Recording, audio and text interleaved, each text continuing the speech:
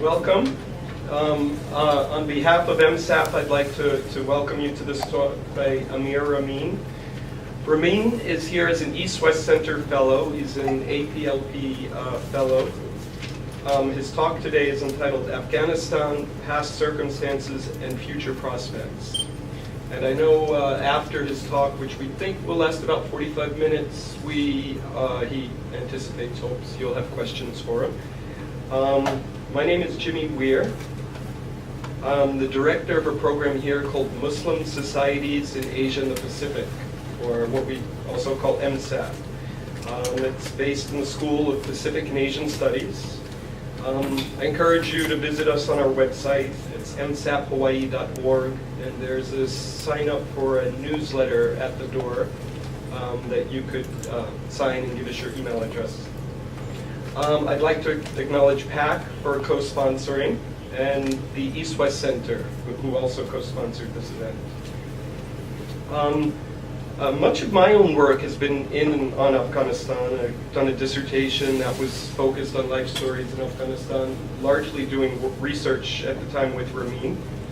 I met Ramin in 2004. I had a friend who, when I was leaving for Afghanistan, had been in Afghanistan and encouraged us to meet, and we've been close ever since. I quickly suggest Ramin, the life trajectory that Ramin has had and the life trajectory of this leader, who I'll just call the governor, capture a tension and a situation that's really kind of prevalent in Afghanistan today.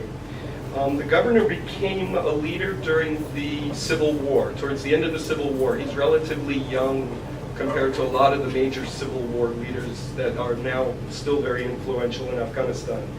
He became a local commander first during the Soviet period, grew more powerful during the Mujahideen Civil War.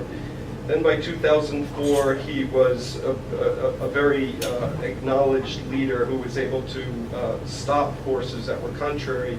Essentially, he was very effective at war in times when there was great disorder. Now he's a leader. He's probably one of the 10 most important leaders in Afghanistan. Ramin, in 2004, when I met him, wanted to stop working for this governor. But it wasn't easy to leave. He couldn't just decide that he wished to do something else, and he had to sort of cautiously and with clear reason and justification leave, sort of extricate himself from this work situation. At that time, he began working with me, and he also was preparing to go to university in Britain. Since then, he's completed his BA in International Relations. He's been a political advisor to the EU, and currently he works for the Afghan High Peace Council. The Afghan High Peace Council is the body meant to negotiate between the Afghan government and the Taliban and the insurgency. The governor has also moved on. He's arguably one of the 10 most powerful people in Afghanistan. He is a product of the fact of a U.S. intervention and external support. He was able to go to university in Britain because of external influences.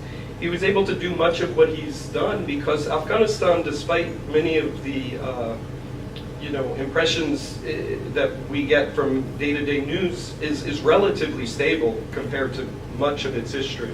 So Ramin's been able to do things he couldn't have done otherwise. In my sense, I was in Afghanistan from 2010 to 2011, 2004 to 5, and I was in Peace Corps about 15, 20 years before. Taught at Kabul University. Afghanistan is full of people trying to go to school. The schools are packed. There's a lot of people who've been able to work with NGOs, with the military, who have been influenced by ideas and possibilities that exist because of the intervention that's happened. If there's relative stability in the country, this influx of money and the opportunities that have been created by NGOs, the military, new businesses, there's a generation waiting to take power and to pursue a future that's different from the one Afghanistan has known. There's also a lot of older people who are just worn out by war and would wish to have circumstances change dramatically. So I'd like to suggest both the governor and Ramin represent two courses, two groups of people, one relatively small and very influential and powerful to this day, a group that took power in circumstances of outright civil war and really difficult, tumultuous times. And there's a new generation who potentially could replace this generation, and that's the point at which we're at today. Afghanistan is at a tipping point. There's a very substantial but highly fragile momentum in a positive direction.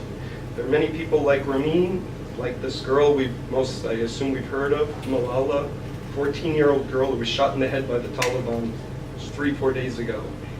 As horrible as this is, which unquestionably it is, it also indicates there are children who can challenge the Taliban. In no way belittling what's happened to her, but there's a lot of people of this sort who potentially could realize a new future if things aren't defined by war. And the next few years will determine whether that happens. So I'd like to welcome Ramin as he talks about Afghan history in an attempt to sort of provide some context for the present circumstances.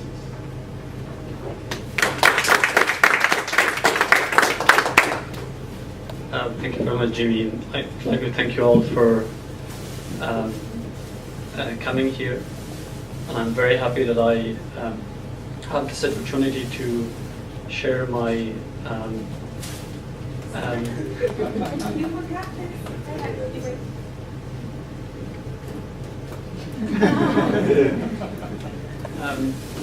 to share my views about Afghanistan as someone who has grown up in Afghanistan and lived most of my life.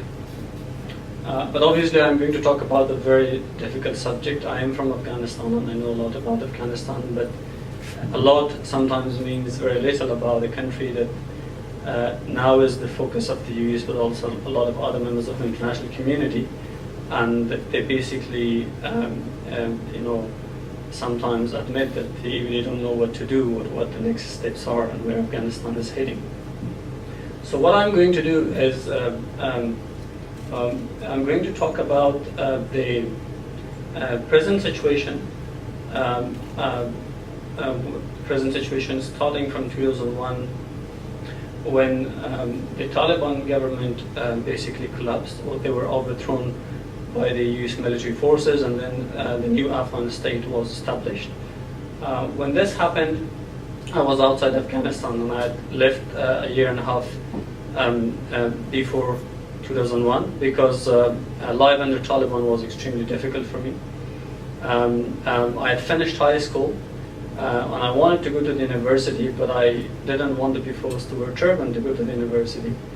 And I was a number of times stopped by the Taliban when I was traveling, asking me why I would have a stylish haircut, or why would I wear a particular sort of cloth. So I left Afghanistan, and I wanted to see if I can seek opportunities outside Afghanistan that I can really learn something or pursue my education, and at some point come back to Afghanistan and do something.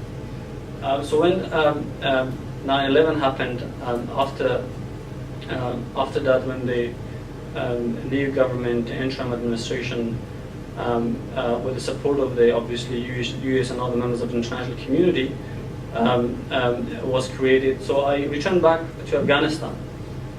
But to know the current situation in Afghanistan, I think it's very important.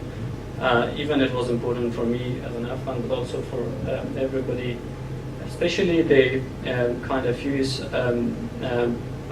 ordinary citizens or average citizens, to know what is happening in Afghanistan actually, and how to know also what has happened before this period that we are in.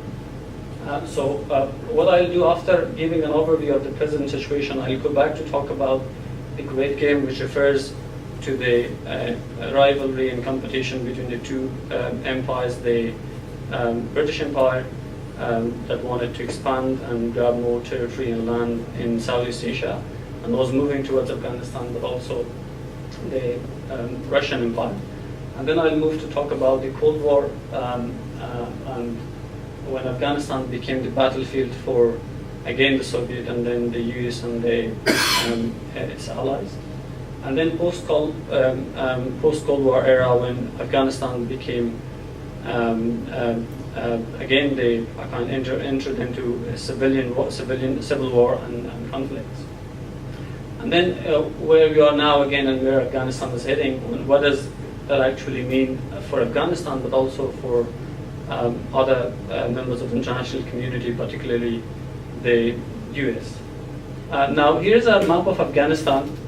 Afghanistan, is slightly smaller than Texas, and it's bordering Pakistan. Pakistan is the biggest. Afghanistan has the biggest border with Pakistan, and then it is Tajikistan, Iran, and then Turkmenistan, Uzbekistan, and we have a small border with China, which I will talk about, and has an interesting history behind that small border, 76 kilometers. Now, post 2011, or after 9/11, the United States invaded Afghanistan under Resolution 1368, which was unanimously supported by the members of the UN Security Council. The US obviously was attacked, and that created a lot of international consensus and support behind the US's war in Afghanistan, or the war on terror. And that was really something unique, because it was during the Great Game, there wasn't a lot of consensus. Also they were only two superpowers, and certainly after that, during the Cold War, when the Soviet Union invaded Afghanistan, a lot of members of the international community condemned that invasion. But this was quite different, because the US wanted to ensure that its national security is ensured, and the elements who had used Afghanistan as a safe haven to launch the 9/11 are eliminated. So what happened is, after the invasion, a conference was held in Bonn and in December 2001, and that led to the creation of the current Afghan state. That conference came up with a blueprint for a political process in Afghanistan, a 4-month administration that was led by President Karzai, and then another 3-year transitional, and then Afghanistan had its first election after 30 years. So far, Afghanistan has had 2 presidential elections and 2 parliamentary elections. And now there are really achievements, but these achievements are sometimes underestimated because of the increased insecurity. And when you look at the media or read the press, all you can read and see is the violence that happens in certain parts of Afghanistan, obviously. So, but as a result of this, we have now in Afghanistan 7 million children who go to school. A lot of other developments have taken place. Afghanistan has been, the health system now covers a lot of people. We have highways that were in a very, very bad situation. They are paid, obviously, paid by the US taxpayers' money.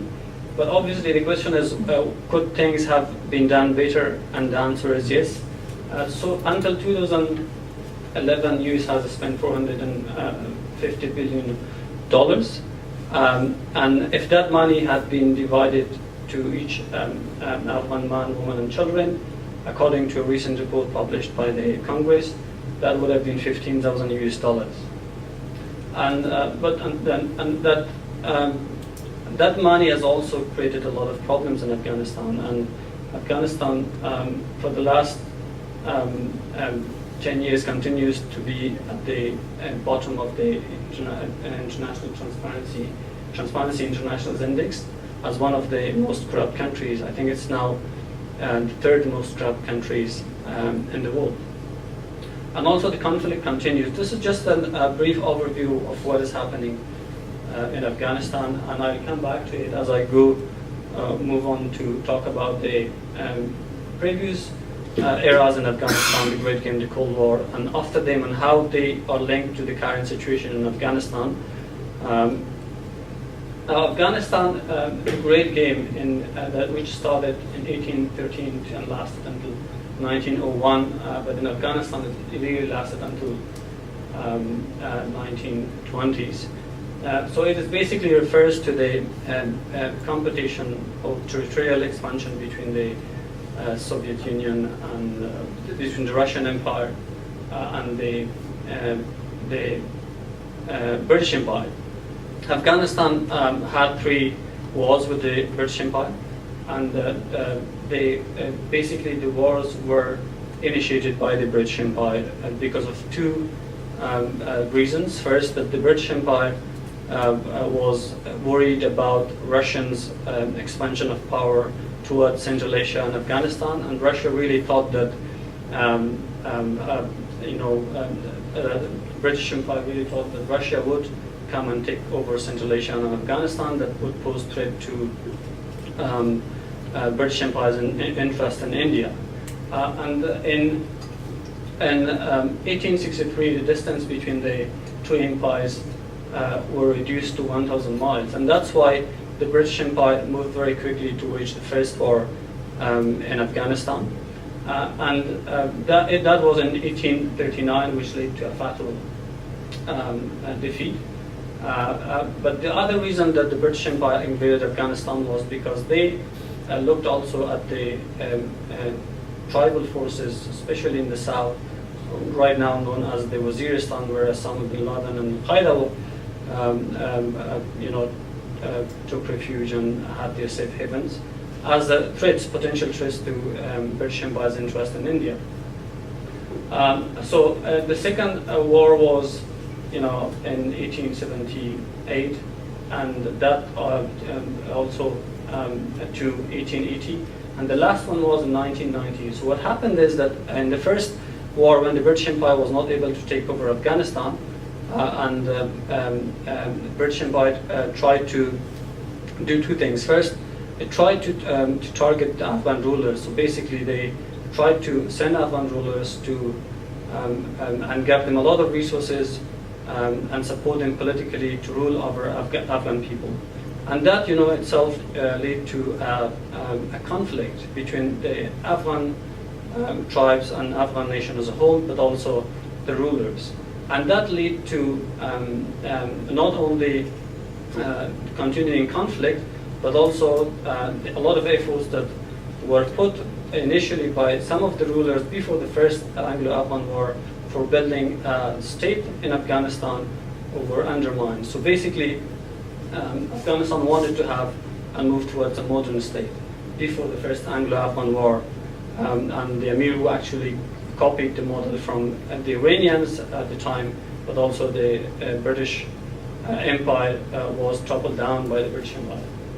And so what happened is that the concern that Russia would take over Afghanistan was still there, and finally the British Empire was able to convince Russian Empire that Afghanistan is a very difficult terrain for both British Empire and Russian Empire, so it's better for them to use Afghanistan as a buffer.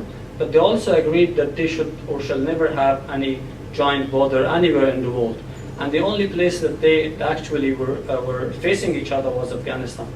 So what happened is that in 1873, both the British Empire and the Russian Empire agreed that they would use Afghanistan as a buffer against each other. And but the only place that would actually brought these 2 empires together each other, posed potential threats for conflict, was the current Pakistan, which was under the British Empire, and then the Tajikistan.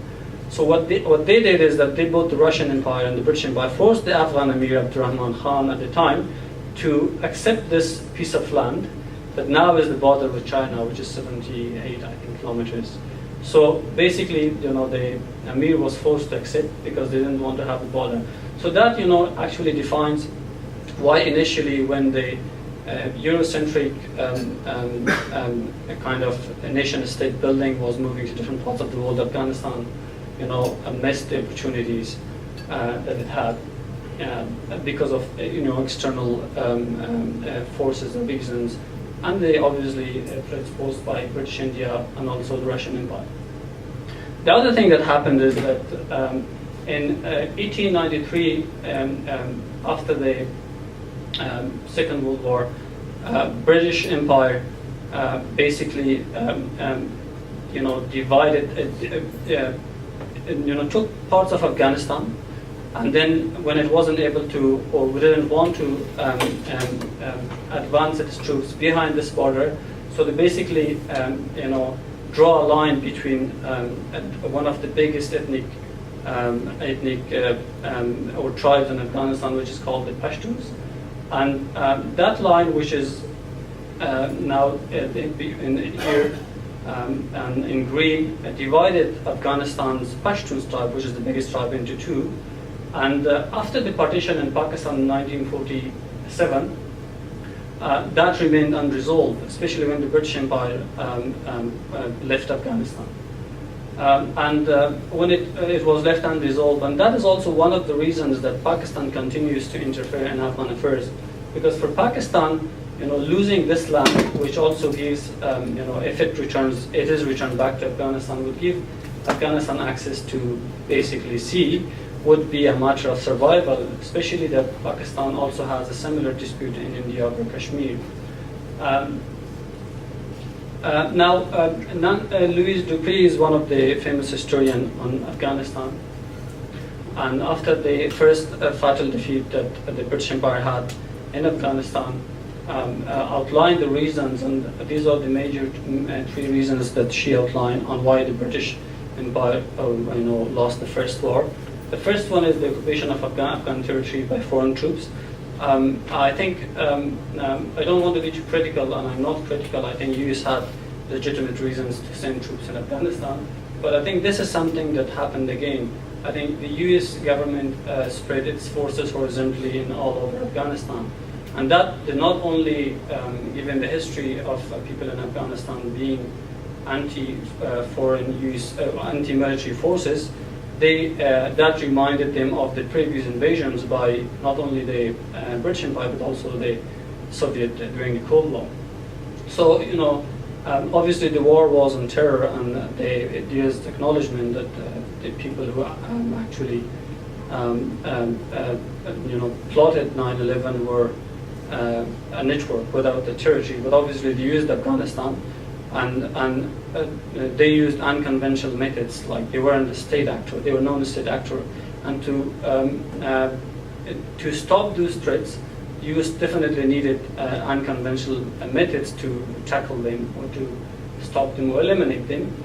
But the way that the US, spread its troops all over Afghanistan, led to a lot of, it made the US troops very vulnerable. So this was basically repeated again, and one of the lessons that could have been taken seriously. Now, the second thing is the placing of an unpopular ruler on the throne. So what the Brits actually did, they brought an unpopular ruler on the throne.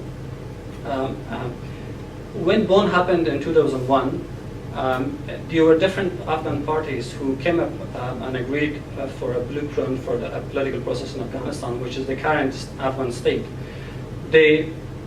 What happened then is that there's a former minister when Afghanistan, during Anglo King in the 70s, there was a minister of justice, and his name is Satar Sirat. He actually got 11 votes to become as the head of the interim administration. But the US US government intervened and said that we want basically Karzai to be the head of the interim administration. So this was also something very similar to what happened under the British Empire. So although Karzai at the time, nobody knew that Karzai he was not a well-known person in Afghanistan. Obviously, he had contacts outside Afghanistan, but not many in Afghanistan knew Karzai. So when he was brought and became the head of the interim administration for 4 months, the other how that affect Afghanistan's political process and situation overall is that he was able to even continue to become the head of the transitional government for another 3 years, and then he continued to use his resources and power and links to re-elect himself, And then he again was able to re-elect himself. So he basically ran over Afghanistan has run over Afghanistan for the last 11 years. And the third reason that Louis Dupuy brought on says on why actually the British Empire was defeated was that the harsh acts of the British supported Afghans against their enemies.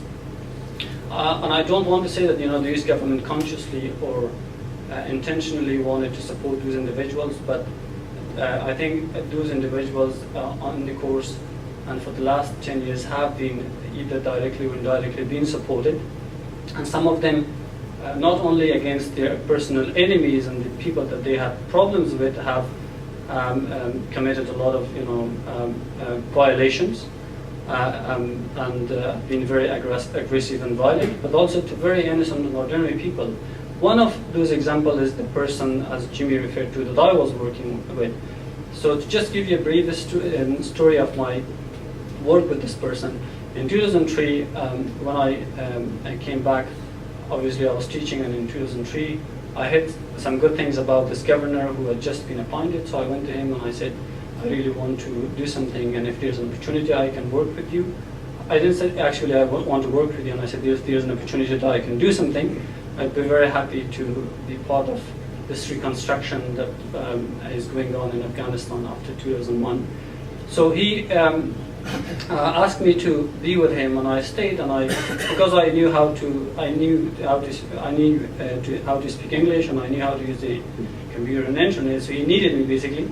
But later on, as soon as I started to work with him, I came to know that he is an extremely violent person. He is private detention centers, but it's not surprising because illegal detention centers and private detention centers were also something that was practiced under President Bush, and that spread all the way to Afghanistan, but also other parts in Afghanistan. So what happened is that he brought a lot of innocent people, and he basically tortured them, and tortured them very badly. And I tried initially to talk to him. I tried to actually encourage people who worked for him not to do so, because what he did actually reminded people a lot of what happened during the Soviet, because Soviet killed a lot of innocent people.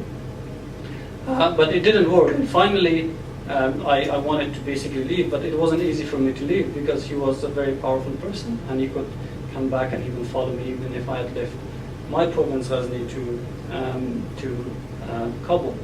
So what I used my education as an excuse and as a pretext to just leave him and come to Kabul. So that was the pretext that I used, and went to him and I said that I need to pursue my educations, and because time is running out, and I have to think of my own academic development. So it happened in other parts of Afghanistan in the south. Similar things in Kandahar, in Helmand, in Uruzgan. There were other people who actually used some very, very, if one hears the stories of how people were tortured, would be very, very astonishing. And he's now been promoted. He's, as Jimmy said, is one of the top 10 most powerful individuals in Afghanistan. Both Amnesty International and Human Rights published statements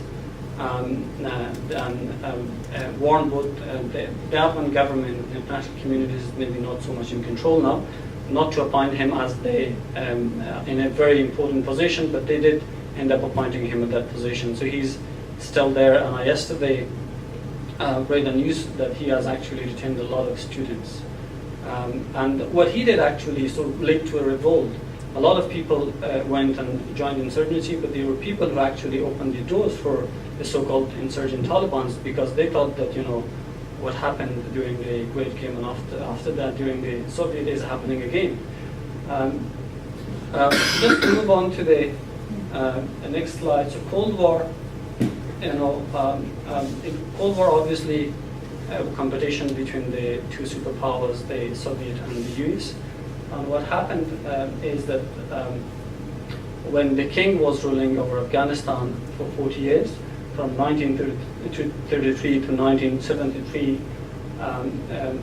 US and Soviet Union had kind of equal influence over Afghanistan. And there's a very common saying that lighting American cigarettes with Russian matches, very well matched in Afghanistan.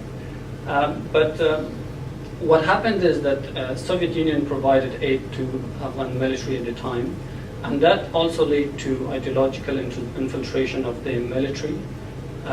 So they basically trained some people with communist ideology, and that led to a coup and subsequent deployment of the Red Army, the Soviet forces in Afghanistan in 1979 for 10 years. And when that happened, because Afghanistan is mostly a traditional religious society, so a lot of people left the country, and Pakistan embraced these people, and that was an opportunity basically for the Arab countries, but also the US to use those people to make sure that the Soviet Union is weakened, but also defeated. So Afghanistan basically turned into a battlefield of the Cold War. And US and its allies provided a lot of resources and weapons to the so-called Mujahideen to fight against the Soviet forces in Afghanistan. And after 10 years, the Soviet left in Afghanistan. But what happened is that because there was no, because they were giving arms to 10 or 15 different Mujahideen groups who were what they called them the freedom fighters at the time, to fight in Afghanistan. So there wasn't a political process. So after the Soviet withdrew from Afghanistan, then the regime that was backed by the Soviet Union collapsed. So these groups who were armed, they turned against each other. So Afghanistan basically, there was a lot of destruction as a result of the civil war. And so on that civil war led to the emergence of the Taliban. Taliban, there's no doubt that is a very a dark force, and dark force not only in the history of Afghanistan, in the history of the world, but also in the history of Afghanistan. But Taliban actually emerged because they wanted to stop the groups who were fighting against each other, and they wanted to basically stop the civil war in Afghanistan. And there's a story that how they emerged, and a family was coming from Herat, which is a province in the west of Afghanistan, to Kandahar, and this family was basically members of the family, especially the girls were raped, and then they were killed. And then when a number of madrasat, Talib basically means seekers of knowledge, but in the political context means people who fight in Afghanistan. So they came together and they came to bury those family members who were killed after they were raped by those armed groups in Kandahar. And that led to an emergence of a group of people who came together, and they said, we are going to fight to get rid of the conflict and violence in Afghanistan. So, but obviously Afghanistan, there was a vacuum of governance, and that led to a situation where Osama bin Laden and Al-Qaeda used Afghanistan to basically plot against the US, and unfortunately 9/11, a very tragic event, happened. But I think it's important to know what actually, that the vacuum, and after the collapse of the Soviet Union that was created in Afghanistan, and the support that was given to the Mujahideen forces to fight against the Red Army, those actually led to where, to some extent, where we were after the 9/11, but certainly before that. And after the collapse of the Soviet Union, basically the US forgot Afghanistan, and that led to, I just want to show you a clip, and this is Hillary Clinton talks about the extremist groups. I think she's talking to Congress. The history of kind of moving in and out of Pakistan. I mean, let's remember here, the people we are fighting today, we funded 20 years ago. And we did it because we were locked in this struggle with the Soviet Union.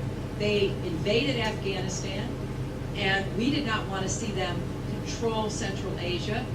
And we went to work. And it was President Reagan in partnership with the Congress, led by Democrats, who said, you know what, sounds like a pretty good idea.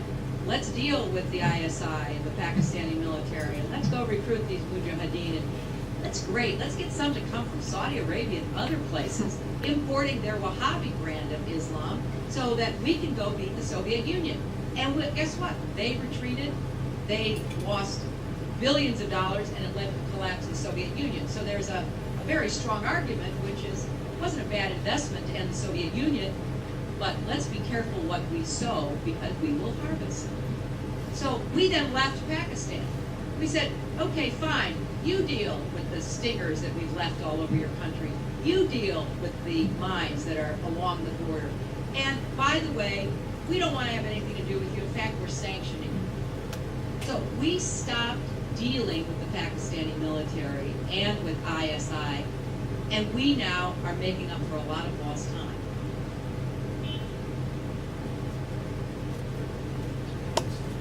Yeah, so now I want to, this is my last slide, move to where we are and where Afghanistan is heading now.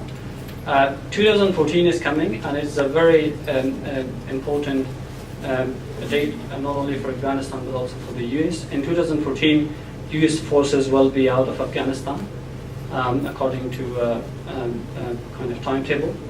Now, 33,000 troops are out, and another 68 are still in Afghanistan, but they will get out of Afghanistan at some point before or at 2014. Now, there's a lot of uncertainty, because in 2014 there's also a presidential scheduled election, and that's also the end of President Karzai's 2-year tenure in office. And the uncertainty is that what would happen after the withdrawal of the US forces, and would that lead to a vacuum of governance and security that would again take Afghanistan to internal conflicts? And what would happen if the current administration tried to keep office and try not to hold election?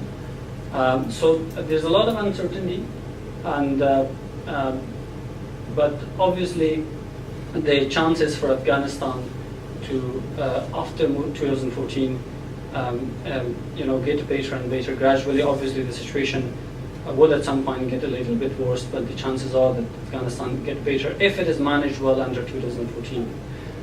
So the most important event in Afghanistan would be on how 2014 transition, or this political transition, would be managed in such a way that would not lead to basically disputes and conflicts. And that would require certainly the US government's strong support for the basically Afghan constitution to be implemented, an election to happen as scheduled, and also the reforms to happen. I think that would be a short-term biggest gain for Afghanistan, but also for the US, because US has spent and invested a lot for the last 11 or 12 years, not only in treasure but also in blood. And I think the success of the US and the lasting legacy of the US will be determined after 2014. And that's why I understand that I think the US nation, but also the government, is tired, because this has been the longest war in US history. But I think it's important to acknowledge that if things go wrong, all the achievements that Afghanistan has had over the past 11 years would go in vain. So I want to now open to Q&A, but obviously there's a lot more to talk, but I want to open to Q&A, but also if you have any comments to make. Yes, please. Yeah. You have on your slide regional cooperation, and I was looking at some of the last meetings of SAP, and the Afghanistan representatives sometimes don't come. So what is the relationship between SAP and Afghanistan? Regional cooperation is, I think, one of the important policies that need to be vigorously pursued in this particular region, especially via Afghanistan, and that would be a very important process to actually stabilize the whole region. Unfortunately, that is very, very low. The SARC it offers a good blueprint for regional cooperation in that particular region. But Afghanistan hasn't been very active, although the European Union and Afghanistan, for the office that I was working, it does encourage Afghanistan to pursue a stronger regional cooperation policy. But because, it again goes back to how a political system is set up internally. And that political system that is set up internally, unfortunately, does not have the capacity to lead a sound and effective regional cooperation. But there were some developments. In 2011, a conference took place in Istanbul. This conference was basically encouraged by the European Union, but it was hosted by the Turkish government, and it brought countries of the region, Afghanistan, Pakistan, countries from Central Asia, even including China, to come together. They have now put a blueprint for regional cooperation to be pursued, but that would require, again, kind of fundamental measures and steps to be taken by all countries. But if there is going to be any regional cooperation initiated in that particular region, that needs to be started between Afghanistan and Pakistan. Unless Afghanistan and Pakistan resolve some of their main and major issues, I don't think there will be any regional cooperation. But one thing that I have mentioned in some of my meetings that I've had in Afghanistan, but also here, is that it's important that Afghanistan has a strategic partnership with the United States, but it also has strategic partnerships with other countries, such as India, Russia. But unfortunately, we don't have a strategic partnership with Pakistan, and that's something that needs to be worked out. And I mentioned in my previous slide about Duran line. That is one of the major disputes that need to be resolved, and that would require decisive actions both on the side of the Afghan government and Afghan people, but also the Pakistani government. But unfortunately, the problem is the political culture is such that they don't often talk about some of the sensitive issues. I accompanied a delegation to Pakistan, a delegation of Afghan parliamentarians. It's unfortunate because the host, which was the East-West Institute, not East-West Center, it's based in Brussels but also in New York. They wanted to encourage both sides to talk about the Duran line, which is a very sensitive issue on both sides of the border. Unfortunately, none of the participants talked about it. Sorry. Yeah, I just want to add a comment to what you asked. Unfortunately, SAF is not strong, except for the moments when it is headed by or chaired by certain countries. So it's really unfortunate that, and also the fact that Afghanistan is a new member of SAF, so it's really unfortunate that SAF as a regional body cannot support Afghanistan more in terms of politics and stuff like that. Yeah, I wish SAF was actually a stronger organization. I'd like to ask this sort of this may be a bit of a time-bomb question, but to bring it up because I tend to be a skeptic. And I refer back to the situation the Americans got into in Iraq. We tend to think of Iraq as a country in the way we think of Belgium or Argentina or something like that. And as a matter of fact, Iraq turns out to be largely an invention of the British Foreign Office at the end of the First World War. And it was a coupling together of regions that had no natural affinity. Trying to become a country over a period of time. So I'm going to ask the same question about Afghanistan. Afghanistan has appeared on the maps for years. Are we dealing with an entity that is in fact a single entity, or are we dealing with what's really a very movable sort of a multi-celled animal? I don't mean to use these terrible terms, but I mean something that really, the unity of which as a national entity is very questionable, and whether there is any particular idea that the central government could represent what Afghanistan is. Or am I making I think I agree with one point that Afghanistan's current kind of geography and border is very much also influenced by the British Empire's colonial era. But I think one thing that I know very well is that unfortunately the political system that was then applied and was applied after 2001 and basically that was created and born in 2001 and applied in Afghanistan and has been applied over the past 11 years is not consistent to the indigenous and local context and culture. In Afghanistan, we have traditional institutions. One of them is called jirga, and jirga means council. People, refer their disputes and issues into a jirga to be resolved. So what happened is that the current political system is very centralized. It gives a lot of authority to the president, even more, much more than even to other institutions such as the parliament and the judiciary. So now the president in Afghanistan, according to the constitution, has the right to appoint and dismiss any civil servant in the country. When it comes to provinces, now the president appoints all the governors.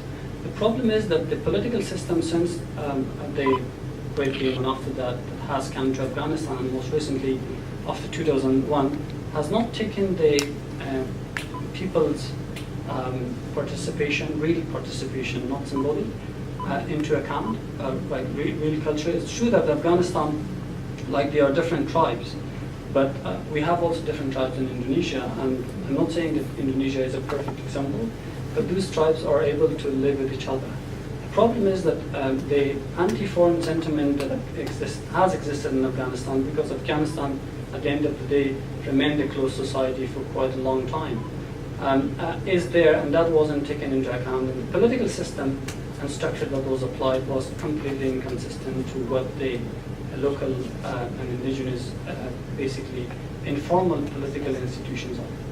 So, in a way, and that's the very strong argument that if the political structure is changed and there is a more decentralized system that would allow local tribes, even if they, they are in Afghanistan we have 4 major tribes, and even if there are tensions, inter-tribal tensions, that would actually empower them, and at the same time would make them as stakeholders of their societies.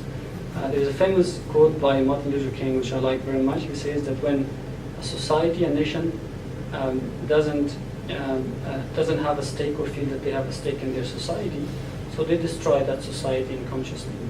And that's what's happening in Afghanistan, because people think that the government is absolutely corrupt. People do not prefer to take their cases to the court, because if they take to the court force, it will not be resolved soon. And even if it is resolved, they have to pay a lot of money. Let me follow up very briefly. It struck me for a long time that one of the most predictive organizations in the world for us to understand the way the evil governments work is the mafia. The mafia, the modern mafia structure and the operation looks very much like a 13th century kingdom. And we wouldn't ask for a mafia to run a country. Yet it looks like that's exactly what we've done. It looks like we have installed a mafia, or something like a mafia, or we have been backing the formation of a mafia to run Afghanistan, as we had done elsewhere in the world over the years.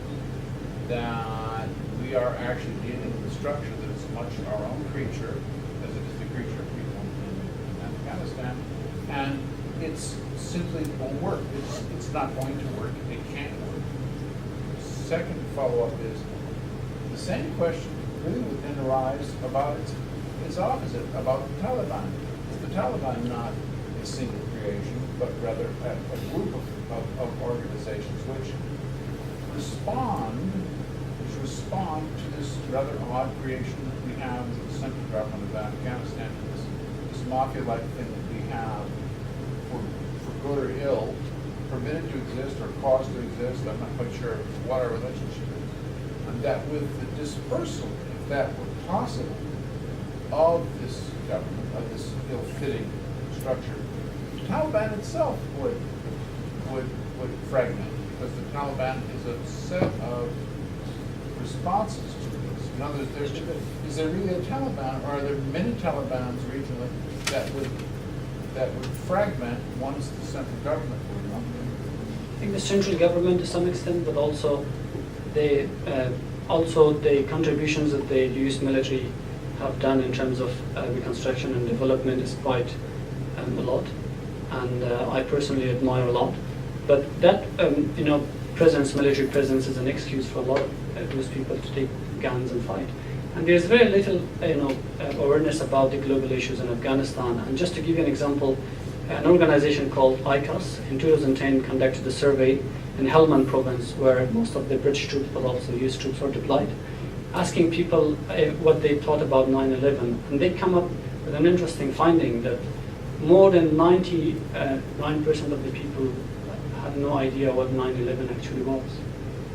And for them, the British troops and the US troops is a reminder of what they called the Maiwan battle, when they fought the battle against the British Empire, and they were able to win that battle. So for them, the deployment of the British troops there in Helmand means, that the Brits are here to take revenge of the Battle of Maiwan. They don't know what happened and why they're here. So in fact, that the withdrawal of the US forces is a positive step forward, I believe. But it depends on how politically Afghanistan will be managed until 2014, in 2014 and after. And I agree, yeah, that's true. Right. Say just two things to Steve's points real quick. Yes. Sorry, I just wanted to say, if a nation state, you could simply say, is a national identity in a state. That's what the concept plays with. My sense is Afghans, despite clearly being distinct tribal orientations, have a strong sense of national identity, in addition to clearly separate. A lot of it due to war. There's a sense that whatever it means to be Afghan defeated British. That's a really kind of gelling sense of identity. The Soviet war, everybody commonly experienced harsh circumstances. This created a sense of a common identity that is probably rarely replicated in other places, where everybody experienced something that was horrific. 1.5 million people died, 30 million at most. It's like 1 in 15, 1 in 10. There is a sense of national identity. What the state is going to look like at this point, transitioning out of war, is kind of unclear. There are people that seem like mafiosos. There are people who rose to power in the most horrible political circumstances. They're the people who beat up people well, who do very well at war. And they do not easily transition into stable circumstances. That's what I feel like we're dealing with. They're kind of like mafioso in that violence is what they know as a means to sort of move their circumstances forward. But there's people like Ramin. They're not particularly muffled. There's a bunch of them. They just don't have much influence yet. So parts of your question I wanted to. Chicago, the mafia, I can have a lot of influence either. Please. My question is a bit related to that discussion, and starting with the Golden Age. And I'm interested in your impressions of how the experience of the Golden Age that remains among some of the citizens having experienced it, as well as the Taliban experience, how those factors do you think will impact decisions that Afghans make in the future, both about peaceful political structures and, if it comes to this, responding to a Taliban effort to resume power through violence and impose its draconian approach. About the golden age, my parents always talk about the golden age. I wasn't there because it was in 1933 to 73, 40 years, when the King ruled over Afghanistan. And not only my parents, but a lot of the people that I talk to, they talk about the golden age as the most peaceful period or era in history or in Afghanistan. Yeah, and I just add that I was here at the East-West Center in the late 60s, and we had several students from Afghanistan, and of course that was our impression at that time, that it was a not well-developed country, but peaceful and stable. And yeah. So this is one of the actually examples of different periods in Afghanistan where state-building efforts have been threatened by external factors, and that was threatened when the Soviet Union actually occupied Afghanistan. The US, was actually the US case is completely different because it actually came and helped to build a state for Afghanistan. It's something that a lot of people do now start to acknowledge. But to come back to Taliban, your question about the Taliban, Taliban are not popular in Afghanistan. Now, they rule by fear. Like people are scared, even in the south, where they're perceived to represent the south of Afghanistan and the Pashtuns, but not many people like them or appreciate them. But because people are afraid of them, when they come and they enter into people's house, ask for food, ask for money, people have no choice. And the other reason is because they don't really see a strong support by the government behind them to actually be able to stand against the Taliban. But it has actually started. The province that I come from is called Ghazni, and there's a district called Andar. In Andar district, Taliban basically shut schools. And there was a long dispute between the Taliban and the local people. But finally, the local people basically uprised against the Taliban and kicked them out of the district. Now the local people are in charge, actually. And then the government also happily took the recommendation and appointing a district governor that they wanted to. And that was followed in a few other places in Afghanistan. So that such a possibility is very likely until 2014 and after 2014. So for the Taliban to come back, it is highly unlikely for the Taliban to come back and take over Afghanistan. But the biggest threat now is on how 2014 can be managed in such a way that would not lead to conflicts amongst the people who are right now in the government, because the government is basically shared amongst a number of powerful forces, but also ethnically divided forces. And they have their competing interests and allegiances. So if those interests are not ensured, but at the same time, if there isn't a credible political process, then the biggest danger actually does not come from Taliban. It comes from these people who might actually start fighting each other. That goes back to the historic tribal relationships, not necessarily the religious extremism of the Taliban, right? Yeah. I mean, historically, it hasn't been extreme Muslim practices in the country. Yeah, absolutely. There may be different or various accounts, but one credible account is that actually there was a difference between terrorist groups and Taliban.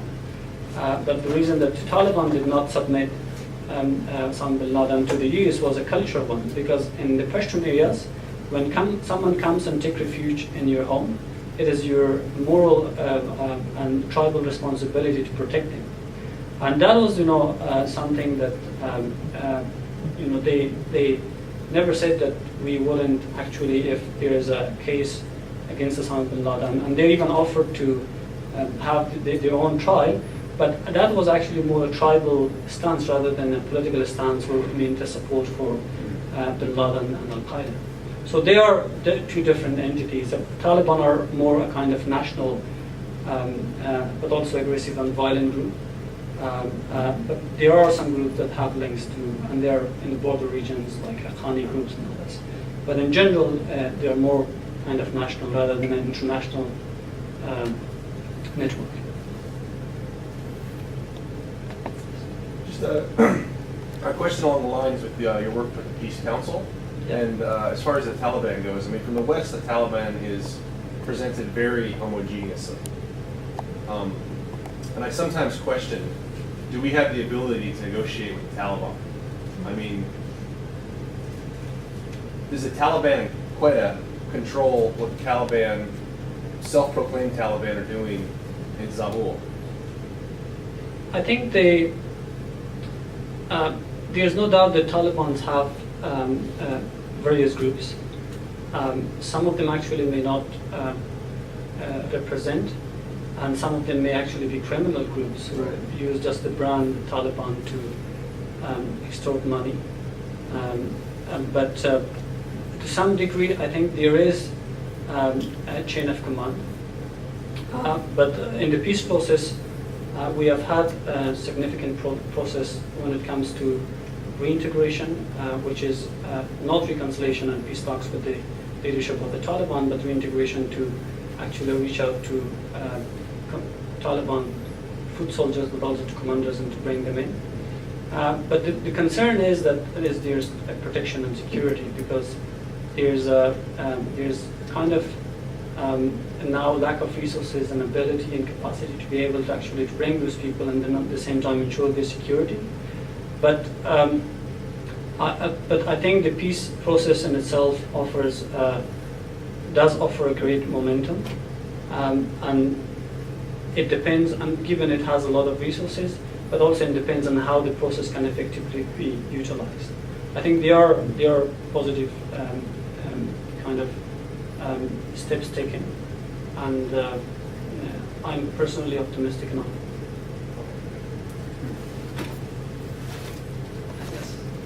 May I ask a non-political question? Please. I believe today is the International Day of the Girl Child, and you mentioned on the first slide that there were nearly 7 million children going to school. How many of those are girls, and what percentage of that is children? There's another reason that 2014 needs to be a success, because around 40% of them are actually girls. 40% of the 7 million who go to school, and this is something unique that has never happened in Afghanistan before. In a lot of even most conservative areas in Afghanistan, families want to send their girls to school, but they have concerns over security. But even with the concerns over security, out of the 7 million, around 40% of them are girls. With the Taliban coming into ascendancy again, will the situation of women go back to where it was when they had to wear the burqa and be accompanied by a male member? If the Taliban comes back to power, there is no doubt that the lives of Afghan women will be very, very difficult. But I'm sure that the Taliban will not come back if 2014 is a success for Afghanistan. And what is success then, 2014? 2014 is basically the political transition and the election. If that happens, if the election happens in such a way that is acceptable to most people, but at the same time is not rigged, and that would actually, mean the continuation of what started 11 years ago. And if that does not happen, and if there is a dispute, that dispute would lead to these groups to actually now politically fight against each other, to take their guns and fight against each other, that then would be a big setback to what has been achieved so far. So are you saying that really the future depends not on the Taliban, but on the political structure today and the various leaders that have power getting along? Yeah, absolutely. And the reason I'm saying is that up until now we had U.S. military forces. And to be honest, U.S. military forces has acted as a deterrent force against these non-Taliban armed militias, but also political forces, not to fight against each other. Now, when the military forces, U.S. military forces, get out of Afghanistan, although they, some would remain in Afghanistan, especially the forces, special forces. But the concern is that deterrence, that deterrent force will no longer be there to deter these political groups not to go to war against each other. And it's an interesting coincidence, and sometimes I ask myself, why is the Afghan election is taking place in 2014, but at the same time the US military troops are getting out of Afghanistan in 2014? You'd do it sooner? I would have, now that I think it's a step forward, but I would have thought 2015 would have been a much better year. Later. Later, yeah.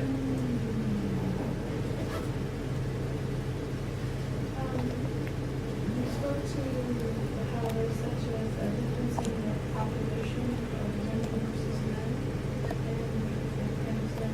I'm wondering whether, in light of Mara Wiesendaal's book on the natural selection, where it speaks to what happens in a country when there's disproportionately a huge amount of men who are unemployed, who are poor, who are frustrated, who are all those kinds of things.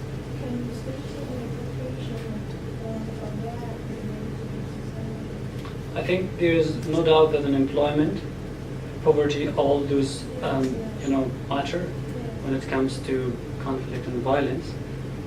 But Afghan women for the last 11 years have really been empowered. The political structure is also, that is a good thing, that's a very positive thing, has accommodated women. Like in Afghan parliament, we have 25% guaranteed for women, seats guaranteed for women, which is a step forward.